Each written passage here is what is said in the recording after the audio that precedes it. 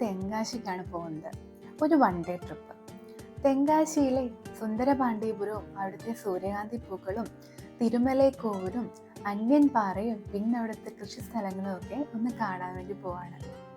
എൻ്റെ പേര് അമൃത. നിങ്ങൾ ഇപ്പോൾ കണ്ടത് Anu. And welcome to travel ജേട്ട.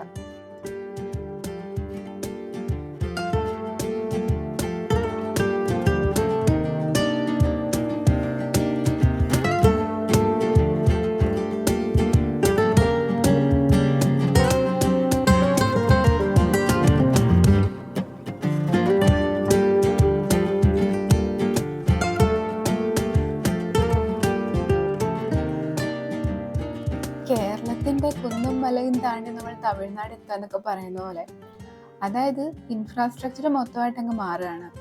ഇത്രയും നേരം ഒരു മലയിലൂടെ വണ്ടി ഓടിച്ചിട്ട് നമ്മൾ ഇറങ്ങി ചെല്ലുമ്പോഴത്തേനും കാണുന്നത് നിരപ്പായ കൃഷിസ്ഥലങ്ങളും കാറ്റാടിപ്പാടങ്ങളും തെങ്ങിൻ തോപ്പുകളും നെൽപ്പാടങ്ങളും ഒക്കെയാണ്. തുടക്കം തന്നെ നമുക്ക് നല്ല വ്യൂ കിട്ടുകയെന്ന് പറയത്തില്ലേ, അതായത് അങ്ങോട്ട് ചെന്നപ്പോൾ തന്നെ നല്ല നല്ല അടിപൊളി നെൽപ്പാടങ്ങളും അതായത് ഞാറ് നട്ടേക്കുമാണ്. അങ്ങ് ദൂരെ തെങ്ങും തോപ്പുകളും, പിന്നെ അതിൻ്റെ പുറകിൽ കാണുന്നത് നമ്മുടെ കേരളമാണെന്ന് തോന്നുന്നു. അതായത് അവിടെയാണല്ലോ കൂടുതൽ കുന്നും മലകളും ഉള്ളത്. പിന്നെന്താ ചെറിയൊരു കൃഷിക്ക് വേണ്ടി ഇങ്ങനെ വെള്ളം കെട്ടി നിർത്തിയേക്കുവാന്ന് തോന്നുന്നു, ഒരു ചെറിയ കുളം പോലെ. ഇങ്ങനെ തമിഴ്നാട് പല സ്ഥലത്തും ഇങ്ങനെ വലിയ തടാകങ്ങൾ പോലെ, തടാകങ്ങൾ എന്ന് വെച്ചാൽ വെള്ളം ഇങ്ങനെ കെട്ടി നിർത്തിക്കുന്നൊക്കെ നമുക്ക് കാണാൻ പറ്റും. നല്ല അടിപൊളി കാഴ്ചയായിരുന്നു.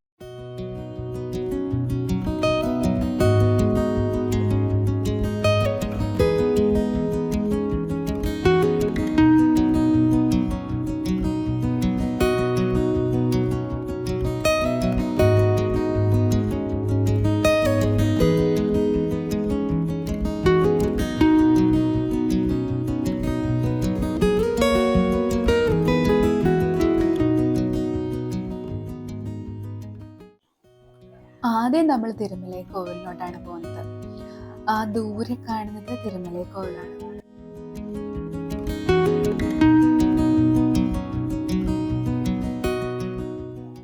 നമുക്ക് വേണമെങ്കിൽ പടികൾ കയറി അവിടെ ആ ക്ഷേത്രത്തിൻ്റെ അവിടെ എത്താം. അല്ലെങ്കിൽ ആ മുന്നിൽ കാണുന്ന ബസ്സിലെ, അത് 10 രൂപ ബസ്, അതായത് 10 രൂപ കൊടുത്ത് ടിക്കറ്റ് എടുത്ത് ആ ബസ്സിൽ കയറിപ്പാം. അല്ലെങ്കിൽ നമ്മുടെ വണ്ടി അവിടെ വരെ കൊണ്ടുപോകാം. നമ്മുടെ വണ്ടി കയറ്റുന്നതിന് അവിടെ ഒരു ചെറിയൊരു ടിക്കറ്റ് ഉണ്ട്. അപ്പം നമ്മൾ എന്തായാലും നമ്മുടെ വണ്ടി കൊണ്ട് പോവാണ് മുകളിലോട്ട്.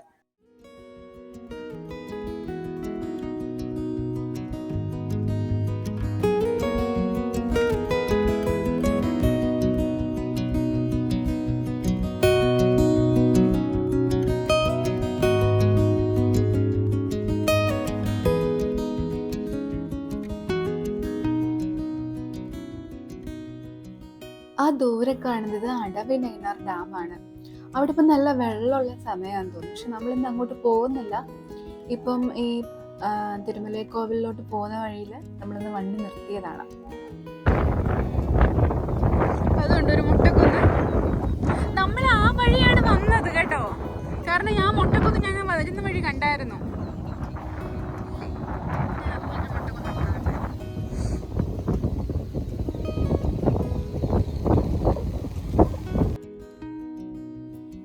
തമിഴ്നാട്ടിൽ കേറിയപ്പോൾ തൊട്ട് കാറ്റാണ്.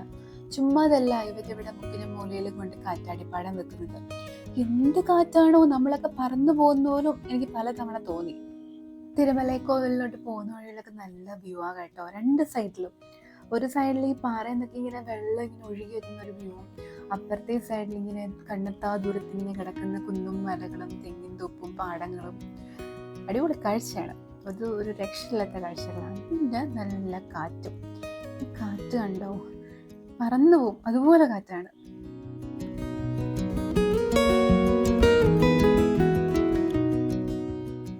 നമ്മളങ്ങനെ എത്തി. നമ്മുടെ വണ്ടിയോടെ പാർക്ക് ചെയ്തിട്ട് ഇപ്പം ക്ഷേത്രത്തിലോട്ട് പൊയ്ക്കൊണ്ടിരിക്കുകയാണ്. ഉച്ചയ്ക്ക് 1:30 വരെ ഈ ഒരു അമ്പലം ഓപ്പൺ ആണെന്നാണ് ഞങ്ങൾ അറിഞ്ഞത്.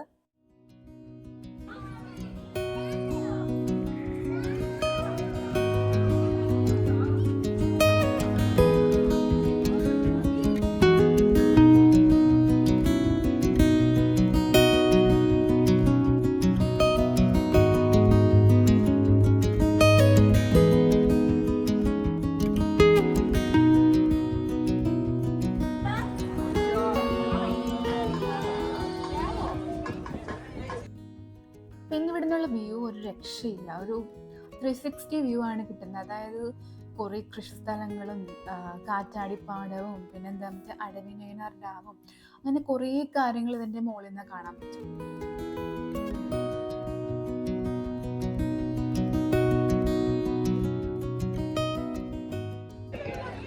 എന്തോ ദൂരെ കാണുന്നതാണ് അടവിനയനാർ ഡാം അല്ലേ അമ്മയ്ക്ക് എന്താ പറയാനുള്ളത്?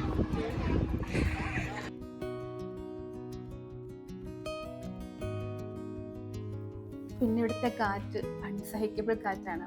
കുറച്ച് ഉയരമുള്ള സ്ഥലമായതുകൊണ്ട് കാറ്റ് ഒന്നുകൂടെ കൂടുതലാണ്.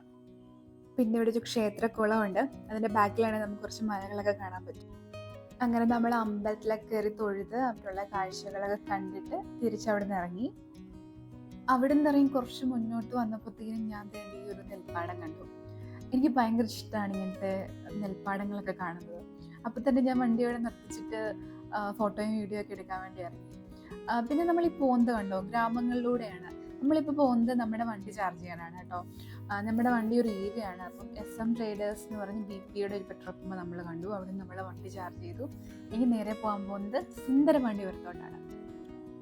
പിന്നെ ഇവിടെ എന്തുമാത്രം കൃഷിസ്ഥലങ്ങളാണോ, ഇടയ്ക്കിടയ്ക്ക് ഓരോ കാറ്റാടിയും കാണാൻ പറ്റും. ഇവിടെ എല്ലാ തരം പച്ചക്കറികളും ഉണ്ട് കേട്ടോ.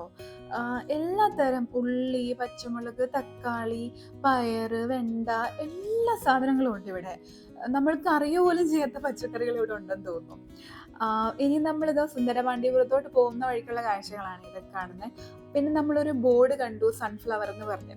അപ്പം ആ വഴി നമ്മളിപ്പം ആ സൺഫ്ലവർ കാണാൻ വേണ്ടി പോയിക്കൊണ്ടിരിക്കുക. ഇവിടെ ഇങ്ങനെ വെള്ളം കെട്ടി നിർത്തിയിട്ടുണ്ട്, കൃഷിക്ക് വേണ്ടി ആയിരിക്കും. പിന്നെ കുറേ പുൽമേടുകളൊക്കെ കാണാം. പുൽമേട്ടിലൊക്കെ പശുക്കളൊക്കെ നിന്നിങ്ങനെ മെയ്യുന്ന കാണാൻ പറ്റും. ഈ കാണുന്നത് സൂര്യകാന്തിയുടെ തൈകളാണ് കേട്ടോ. ഒരു 2-3 വീക്സിലതും പൂക്കുമെന്ന് തോന്നുന്നു. ആൻഡ് ഫൈനലി നമ്മളിതാ സൂര്യകാന്തിയുടെ തോട്ടത്തിലെത്തിയിരിക്കുകയാണ്. ഞങ്ങൾ ചെന്നപ്പോൾ ചെറിയ മഴയുണ്ടായിരുന്നു, പിന്നെ ഇടയ്ക്കിടയ്ക്ക് കാറ്റുണ്ടായിരുന്നു.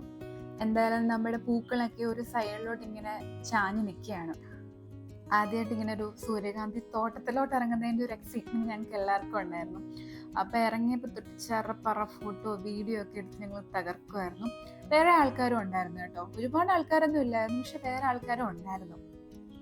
പിന്നെ ഈ തോട്ടത്തിലിറങ്ങി ഫോട്ടോ ഒക്കെ എടുത്തു കഴിഞ്ഞിട്ട് നമ്മുടെ കാലിലോട്ടൊന്ന് നോക്കണം, നിറച്ച് ചെളി പിടിച്ചിരിക്കുകയായിരിക്കും. കണ്ടതല്ലേ, ചെളി കാണും. എന്നാൽ ഈ ഒരു ഭംഗിക്ക് ചെളി പറ്റിയാലും കുഴപ്പമില്ല.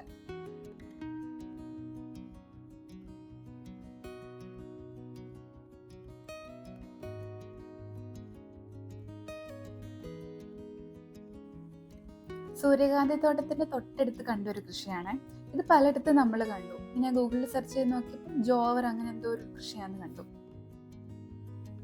പിന്നെ ഇതിന്റെ അടുത്ത് കാണുന്നത് വെള്ളരിയാണ്. ഈ നിലത്ത് പടർന്ന് കിടക്കുന്ന വെള്ളരിയാണ്.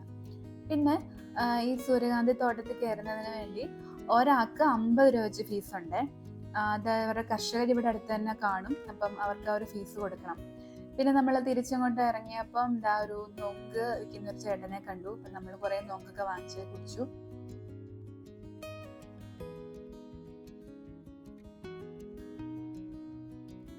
നമ്മളിപ്പം സുന്ദരപാണ്ഡ്യപുരത്തുള്ള അഗ്രഹാരങ്ങൾ കാണാൻ വേണ്ടി വന്നേക്കുവാണ്. ഈ അഗ്രഹാരത്തിൽ കയറിയപ്പോൾ തൊട്ട് നമുക്ക് ഇതുവരെ ലഭിക്കാത്തൊരു തരം ശാന്തിയും സമാധാനമായിരുന്നു എന്ന് പറയാമല്ലോ. അധികം സംസാരമോ ബഹളമോ ഒന്നുമില്ല. ഭയങ്കര കാം ആൻഡ് ക്വയറ്റ് ആയിട്ടുള്ളൊരു സ്ഥലമായിരുന്നു. ഒരു നല്ലൊരു അന്തരീക്ഷമായിരുന്നു. നല്ല വൃത്തിയായിട്ട് അവരത് സൂക്ഷിച്ചിട്ടുമുണ്ട്.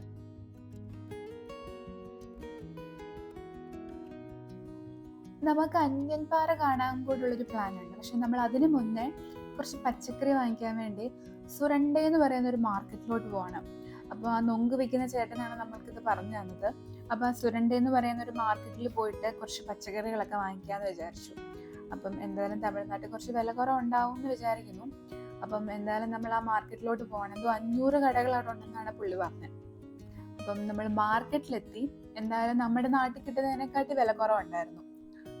നമ്മൾ അവിടുന്ന് ഉള്ളി, തേങ്ങ, കുറച്ച് പച്ചക്കറികൾ, തേങ്ങയ്ക്കാണല്ലോ ഏറ്റവും കൂടുതൽ വില കൂടുതൽ നമ്മുടെ നാട്ടിൽ. പിന്നെന്താ പിരിയൻ മുളക് വാങ്ങിച്ചു, പിന്നെ മല്ലി, അങ്ങനെ കുറേ സാധനങ്ങൾ വാങ്ങിച്ചു കേട്ടോ. എന്നിട്ട് വണ്ടി നിറയെ സാധനങ്ങളായിട്ടാണ് അവിടുന്ന് തിരിച്ചത്. ഇവിടെ ഞാൻ പറയല്ലേ 500 കടകൾ എന്തോ ഉണ്ട്. ആൻഡ് നമ്മളിതാ ലാസ്റ്റ് ഡെസ്റ്റിനേഷനിലോട്ട് പോവാണ്, അഞ്ഞൻപാറ. അഞ്ഞൻപാറ കൂടെ മാത്രമല്ല നമുക്ക് തെങ്കാശിയിൽ കാണാനുള്ളൂ. തെങ്കാശിയിൽ ഒരുപാട് സ്ഥലങ്ങളുണ്ട് കാണാൻ. നമ്മൾ ഇനിയും വരുന്നതായിരിക്കും. എന്തായാലും ഒരു ദിവസം കൊണ്ട് അധികം ധൃതി പിടിക്കാതെ സമാധാനത്തോടെ പോയിട്ട് വരാൻ പറ്റുന്ന സ്ഥലങ്ങളിൽ മാത്രമേ ഞങ്ങൾ പോയുള്ളൂ. അടുത്ത ട്രിപ്പിന് ബാക്കി സ്ഥലങ്ങളൂടെ കാണാം. എന്തായാലും അഞ്ഞൻപാറയിൽ വന്നിട്ട് അഞ്ഞൻ സിനിമ ഷൂട്ട് ചെയ്ത സ്ഥലമാണ് അഞ്ഞൻപാറ. അതുകൊണ്ടാണ് ഇത് ഇത്രയും ഫേമസ് ആയത്. എന്തായാലും എനിക്ക് ആ പാറയെക്കാട്ടും ഇഷ്ടപ്പെട്ടത് ഈ ഒരു വ്യൂ ആണ്. നല്ല ഭംഗിയാണ്. ഇത്രയും നേരം കണ്ട പാടങ്ങളിൽ നിന്നും ഏറ്റവും ഭംഗിയുള്ള പാടം ഇതാണെന്ന് എനിക്ക് തോന്നി. പിന്നെ അവിടെ ഒരു വെള്ളമൊക്കെ കെട്ടി നിർത്തിയിട്ടുണ്ട് കേട്ടോ, ഓപ്പോസിറ്റ് ആയിട്ട്. നല്ല ഭംഗിയുള്ള സ്ഥലമായിരുന്നു. പിന്നെ എല്ലാ സ്ഥലത്തെയും പോലെ നല്ല കാറ്റുണ്ടായിരുന്നു. അവിടെ തിരിച്ച് പോരാൻ തോന്നിയില്ല, അതുപോലെ നല്ല ഭംഗിയുള്ള സ്ഥലമായിരുന്നു. ആ പാറയിൽ കുറെ സിനിമാ നടന്മാരുടെയൊക്കെ മുഖമൊക്കെ വരച്ചു വെച്ചിട്ടുണ്ട്. ഇത്രയും സൗന്ദര്യമൊക്കെ ഞാൻ ആഗ്രഹിച്ചിട്ടുള്ളൂ. എന്തായാലും വന്നത് വളരെ വർത്തായി. നല്ല ഭംഗിയുള്ള പാടങ്ങളുടെയൊക്കെ കാഴ്ചയായിരുന്നു. ഒരുപാട് ഇഷ്ടപ്പെട്ടു ഈ ഒരു സ്ഥലം.